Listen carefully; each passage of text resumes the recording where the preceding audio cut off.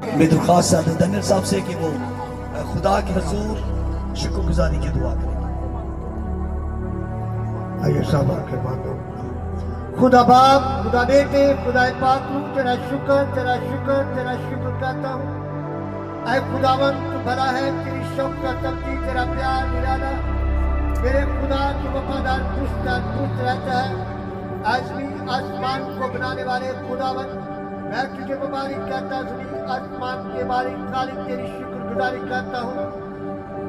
آسمانوں پہ بسنے والے خدا تجھے مبارک کہتا ہوں. بادلوں پہ سواری کرنے والے خدا تجھے دھنیواد کہتا ہوں. ہوائیں تجھے سیر کراتی تیری شکر گزاری کرتا ہوں. اے باپ، تمام کلیسیا کو تیرے ہاتھ میں سونپ دیتا ہوں. پاک روح خدا تیری شکر گزاری کرتا ہوں. باپ نے سب بچے پاک روح خدا ایک ایک جان کو چھونا اور برکت پہ برکت دینا. پاک روح خدا میں تیری منت کرتا ہوں خدا کے بڑے یسوع خداوند. اب آپ نے سب کچھ مانگتا یسوع کے نام سے آمین.